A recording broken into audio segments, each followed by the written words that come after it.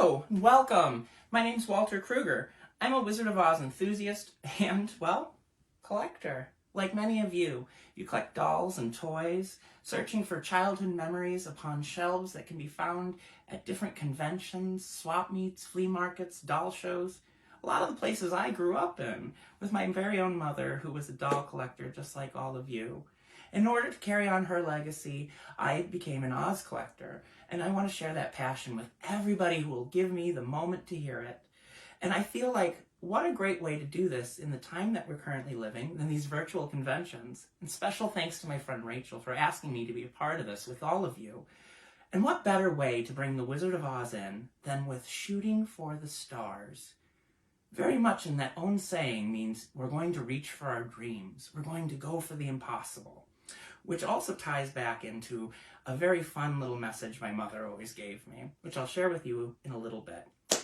But tying in with all of Shooting the Stars, the Wizard of Oz, as many of us know, is ingrained into our American culture. It is a part of our language, it is a part of our life, it is a part of who we are. And with that, I love taking people on the journey that I grew up with, collecting. Now, with such a big title, The Wizard of Oz had such licensing and marketing from the time that it was conceptualized in 1899 all the way up to present day.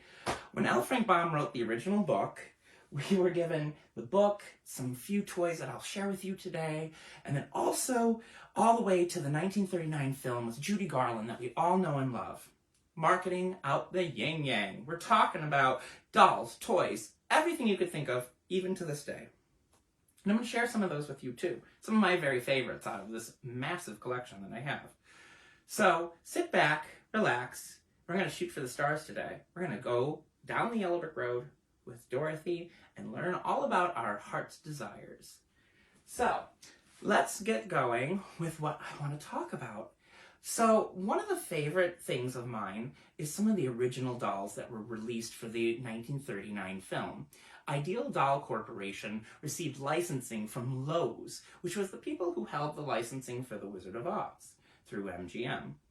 One of those licenses was to include an ideal composition Judy Garland teenage doll, which was in Strike Up the Band, which I have an example of that, but we're doing Wizard of Oz today. We'll talk about Judy as Dorothy, which is another very popular doll that came out around the same time.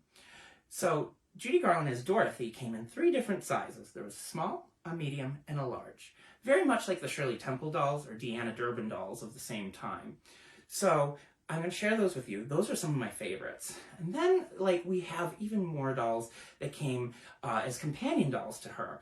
There was another company called the M. Hardy Company out of New York, which produced very limited edition dolls for very few months. And they produced a plush Cowardly Lion doll that I'll share with you that kind of was a companion to the Ideal doll because they came out around the same time, around Christmas of '39. So a lot of little kids who had loved The Wizard of Oz were receiving the Dorothy doll and the Lion doll. And also Ideal produced a Scarecrow rag doll, which I'll share with all of you as well. He's adorable, one of my personal favorites.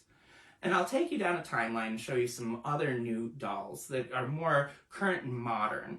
And also their influences of where they came from and how they came about to be. But let's get back to the Ideal dolls. So as I was saying, they created these Ideal dolls, and they're just amazing. I love this doll. Look at it. So she looks like Judy, and she's so cute. So Ideal made her out of composition. I'll bring her closer for all of you. So as you can see, she has her little rosy kneecaps, like any Shirley Temple doll of the same time and era. And she was just Judy Garland as Dorothy. And as you can see, this one here has red shoes. So she's kind of a rarity. But she's just so beautiful with her cute doe eyes and her human hair wig. And she has the same markings on her body as a Shirley Temple doll would. On the back and the swell of her back, you can see that she has the same markings because Ideal used a lot of the same doll bodies in order to create a copacetic and easy way to produce these dolls in a line when producing them out of their factory. So we have that. That's the large one, I'm sorry. And then here's your medium one that they did. She's really cute. Again, with the human hair wig, and she has spit curls held with tiny little bobby pins. very similar to the Shirley Temple dolls. And as you can see, she has little teeth and a felt tongue. And again, like her human hair wig with her little bows and her rayon dress, blue gingham. And this one has little saddle shoes. So, yes, I absolutely love these dolls. And then finally, we have our smallest one of the entire set. She's just so little. She's on her little journey home. So as you can see, she was also with her tiny little teeth and felt tongue. And I love these dolls. I mean, anybody who has an appreciation for composition and the old world marketing of toys would absolutely love to have one of these very old, rare celebrity dolls in their collection. She has become a very desired doll over the years. So as I was saying, they produced quite a few dolls to kind of companion with her because it was such a big venture for MGM to kind of mirror what Disney was going through with Snow White. They had seen the success that Disney had with Snow White's marketing and said, wait a minute, we could make dolls and toys and we could really gain back some money that we had put into making these movies. So Wizard of Oz was one of those very first ventures, and they literally were handing out the licensing. So we had other companies, as I go over to my handy dandy shelf over here, including the M. Hardy Company. The M. Hardy Company produced The Cowardly Lion, which was a really fun toy. They also produced a flying monkey, which I don't have in my collection. Anyone out there ever see the flying monkey? Call me. But as you can see by the tag, they do advertise that they did do a flying monkey. But this little guy, he's so cute, an incredibly rare doll, and toy plush, I guess you could say. But yeah, he's incredibly rare. Not a lot of people have ever seen this. As you can see, the Wizard of Oz tag, this is licensed for M. Hardy, 35 West 35th Street, New York City. So if you guys ever have heard of the M. Hardy Company, we never see a whole lot about this. Like I said, I grew up going to doll shows, toy shows, swap meets, like a lot of you, and I cannot think of actually seeing M. Hardy or hearing of M. Hardy. So when I found this, I was very puzzled and perplexed by it. I knew that it existed and I knew somewhat of it. And then when I got it and I actually had it, I became very inquisitive of it. And also finding out that they did a monkey. And I also heard rumor that they did a Toto as well. So I'm asking many of you who are watching this now, if you guys know of anything more about this, contact me or Rachel and let us know. He's very interesting, and it's a very interesting history of toy and collecting and marketing. The M. Hardy Company, as you can see here, I'll go closer, M. Hardy. And from what I understand, they were kind of an expensive company to buy toys from, so it's always been a mystery to me. So if many of you, I know a lot of you are collectors and experts and have been doing this way longer than me, so I really would hope that someone out there could help me, maybe locating either the monkey or more information about why this particular toy is so rare. But anyway, moving along. So we have the ever popular Ideal Scarecrow. The Ideal Scarecrow was also produced by Ideal Corporation, obviously. But we have the little tag here. This guy has his original tag that says The Straw Man by Ray Bolger of The Wizard of Oz, made in the USA, Ideal Novelty Toy Company. On the reverse side, because they use dual tags, we have the same tag for the Judy Garland doll as Dorothy in The Wizard of Oz. So there's that. He's so cute. This is another big favorite, and he goes so well with his little companion, Dorothy. As you guys can see, they just are so cute together, and they look adorable on a shelf. They have that good old vintage flair that we never see in modern toys now. So I love this. Absolutely love it. So he's very rare. He came in a few different sizes. And the other fun thing about the Ideal dolls, which a lot of people don't know, is that they produced the Judy Garland and Scarecrow doll for many years, like well into the mid-40s, late 40s, I've heard. And there was a few alterations over the years. Fabrics did change. The process of how they made them had become developed to be more efficient. And so there were slight changes. So you will see variations of these dolls pop up from time to time that you may not instantly recognize as being these dolls, but do look a lot like them. So there are variations that have come out over the years. From 1939 to roughly 1945, we see a plethora of variations that Ideal had shown in their catalog. So I find that really fun and interesting, just locating those and seeing them.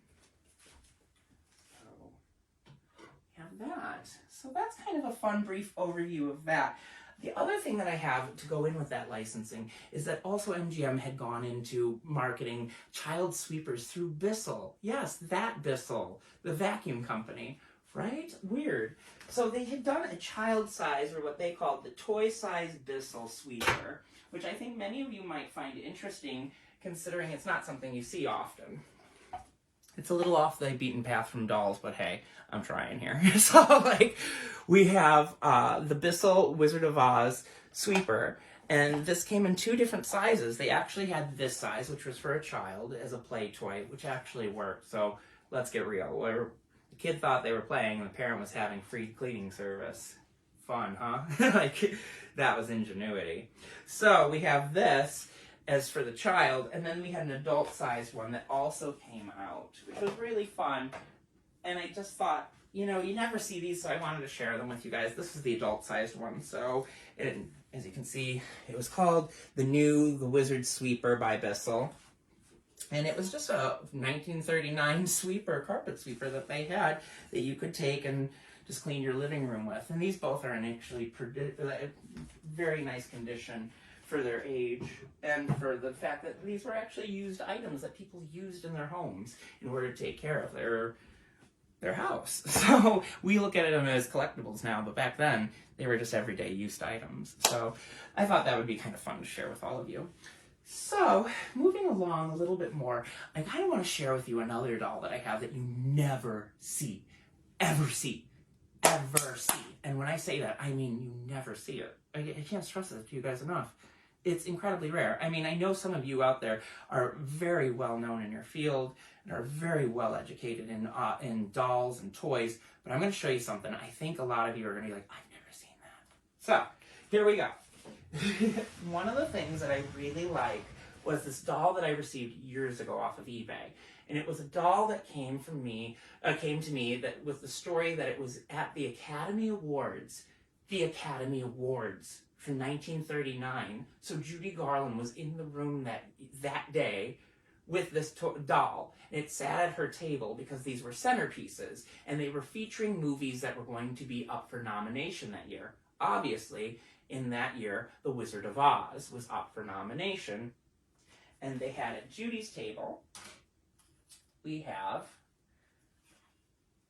this doll. They are these amazing wax and wire with paper mache over the armature dolls.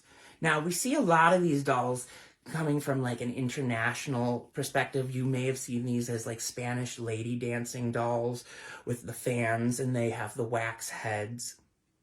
They did these as Hollywood dolls as well.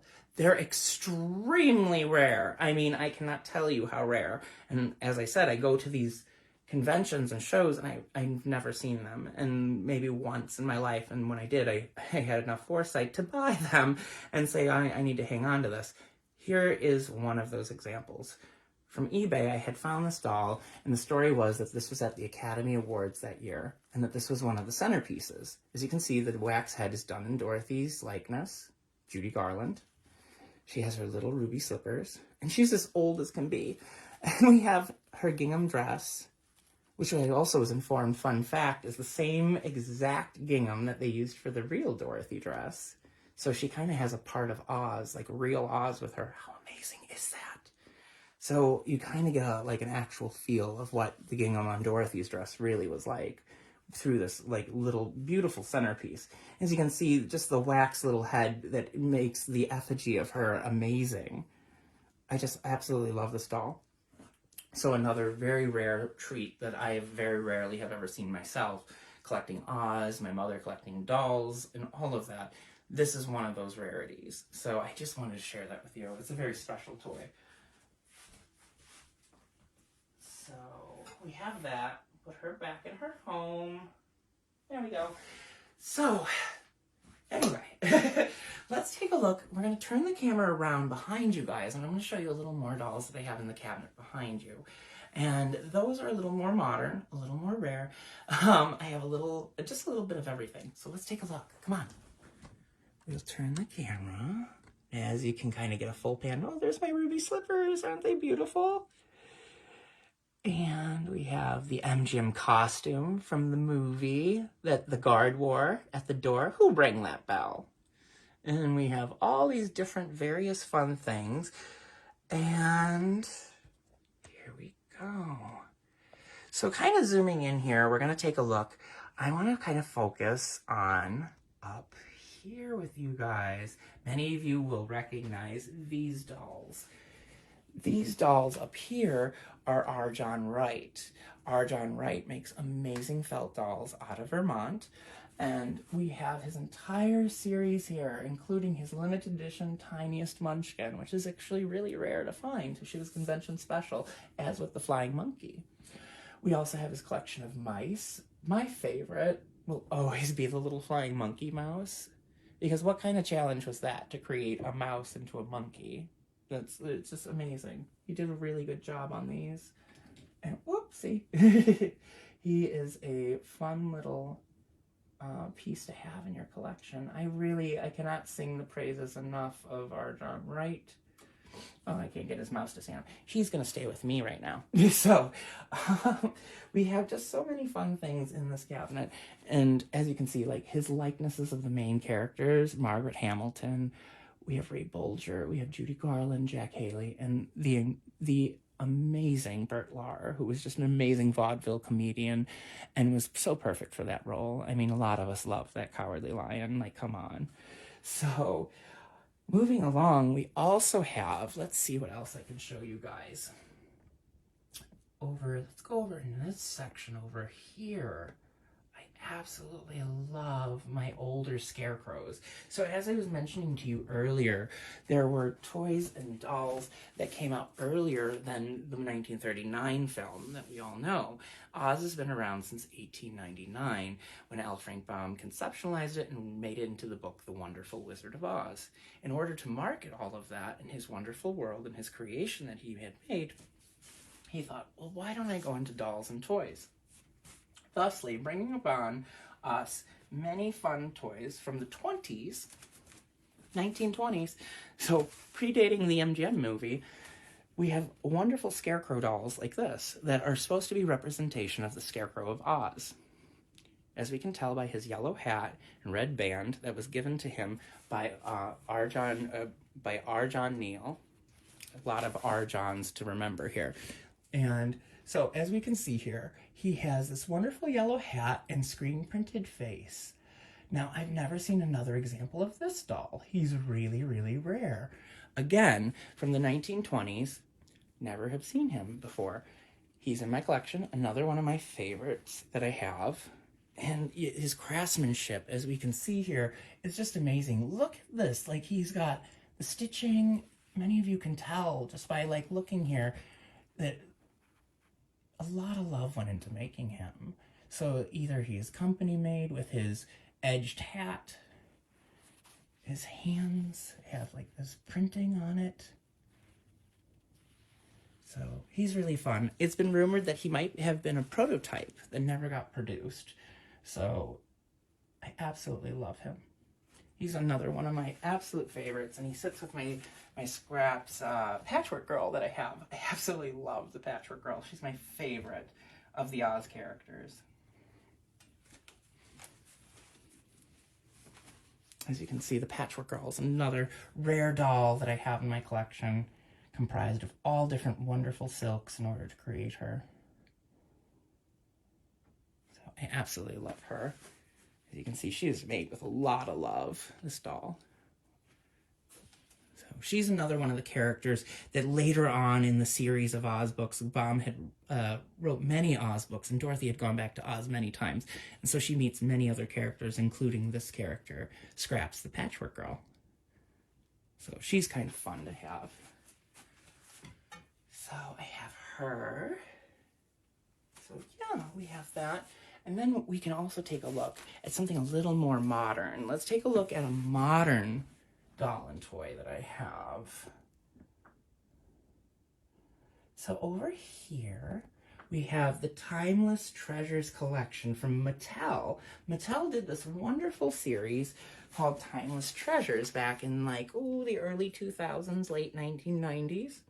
And they made these porcelain dolls, which became very popular among collectors. You could purchase these in the section of Toys R Us that had the Bob Mackie Barbies that we all remember. I remember them. My mother used to drool over them. Goddess of the Sun. Who remembers that Barbie? Whew, beautiful.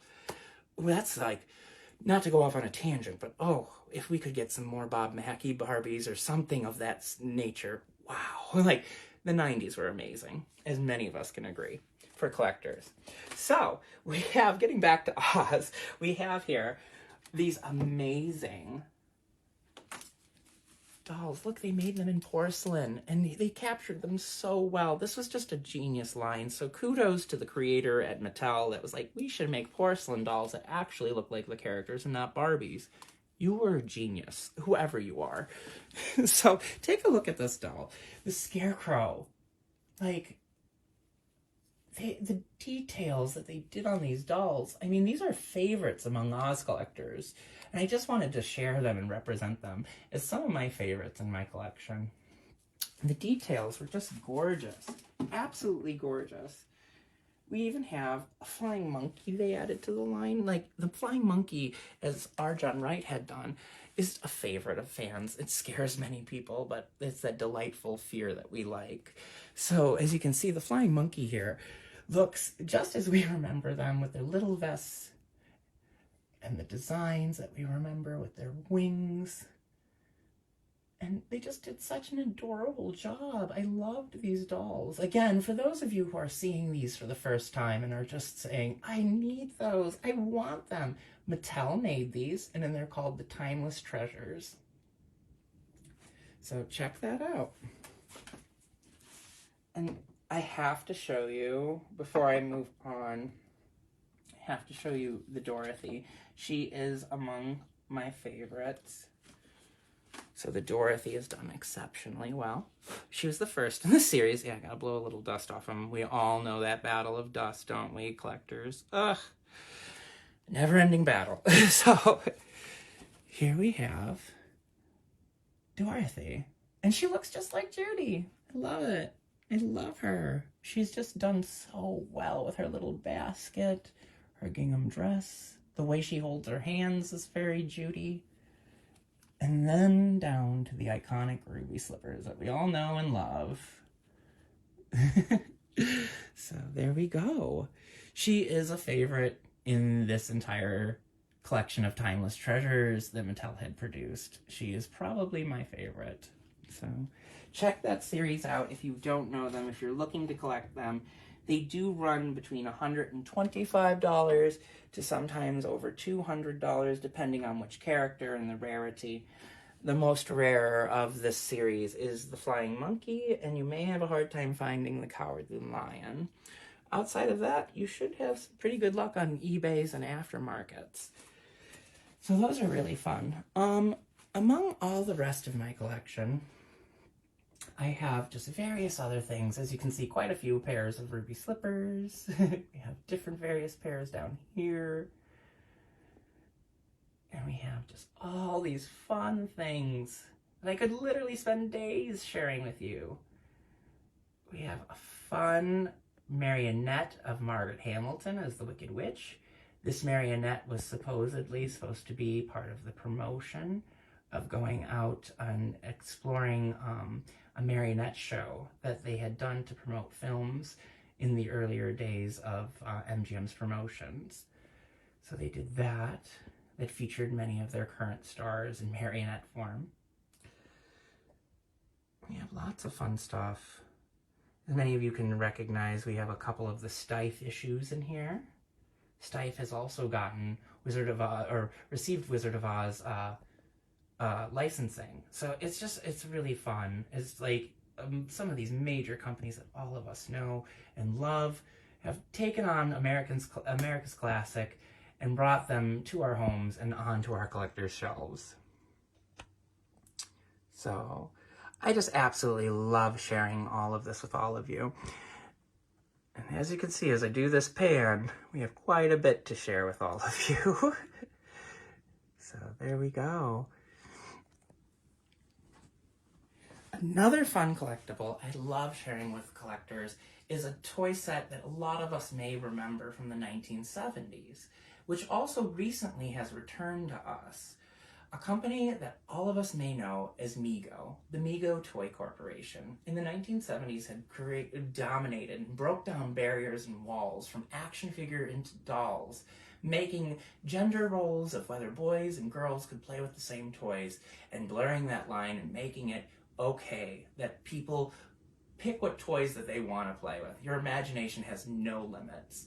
And Mego kind of did that for everyone, and by representing superheroes, movies, characters that we had never seen in action figure form. And I absolutely love Mego for that. I want to share with you some of the original Megos, and then also I'll show you some of the new Megos, which is really fun to see, like a throwback. So many of you may not know, but Mego is back and operating. It's really fun. So let me show you this. We have, as many of you may remember, this Dorothy doll that came in a little green box, and she looked like Judy and everybody loved her. She was one of my absolute favorites I have in my collection, but I know she sparks so many memories with you guys. So whether you had her or you saw her sitting at a doll show table, you've seen this doll. So really fun, as we can see that. We also had Mego return to us after all these years producing new dolls and toys and their throwbacks. And check this out. How crazy is that? Dorothy's back, and by Mego. So check that out. So now not only can we have the toys that we love, but we can share them with our new future generations. So that's kind of fun to see that the dolls have come back over the years. And they've made some slight improvements on them. But absolutely love that we're seeing a retro throwback come back into modern times. We always find that very fun, then we can share the things we love with the past and our new generations coming and our grandkids and our kids. Is very endearing. And the Wizard of Oz is that. It is a passing of tradition and love. As many of you have passings of the torch of collecting to your loved ones. We share all this, and that's how I was raised and how I have all of my collection. So it is what we do. And so Mego kind of brings that back so that we are able to do that with our loved ones. I can share with all of you really quick, if you want to take a little pan up here of all the dolls and toys for Oz that I have up here and upon these shelves as well. I absolutely, as you can see, have just gone Oz wild in my life. So, yes. Alrighty. Well, thank you so much for joining me. And as I said, I had a message that my mother always shared with me that kind of ties in with this convention's theme, shooting for the stars. My mother always used to love to quote songs, and one of the lyrics from a song she quoted was that you can shoot for the moon, and if you miss, it doesn't matter. You still landed among the stars. What a great endearing thing to have and to remember throughout life. Shoot for the moon. And even if you miss, honey, you're going to land among the stars. Thank you so much for joining me and sharing in my love and my collection, some would say obsession. And I hope to see many of your collections, obsessions, and loves in the future, virtually and in person. So all my love to all of you, and thank you again, Rachel, for asking me to be a part of this. It has been nothing but a joy. And I hope you've enjoyed it. Thank you so much, and hope to see you guys again. And remember, there's no place like home.